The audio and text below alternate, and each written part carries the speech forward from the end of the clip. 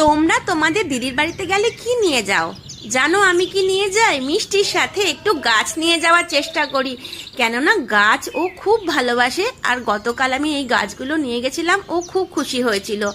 আগের গাছটা দেখালাম, সেটা বিলাতি ধনেপাতা, ওটা আমি কিনে নিয়ে গেছিলাম। আর এটা একটা গাছ, এটার নাম জানি না, মাদার গাছের তলায় বেরিয়েছিল, রুট বেরিয়ে গেছিল, বেঁচে যাবে গাছটা। বাট এটা একটা ছোট্ট সাকুলান্ট প্ল্যান্ট, এটা রুট বেরোয়নি এখনো, জানি না বাঁচবে কি না। বেঁচে গেলে তো ভালোই হবে। আর এটা তো হচ্ছে খুব কমন একটা প্ল্যান্ট, জেড প্ল্যান্ট, কেই বা না চেনো যারা গাছ ভালোবাসো।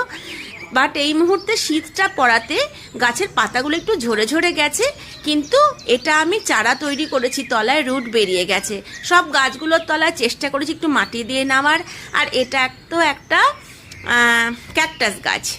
তো কেমন লাগলো আমার ভিডিওটা? আর আমি যে দিদির বাড়িতে এভাবে গাছ নিয়ে যাই, তোমাদের ভালো লাগলো না দেখে?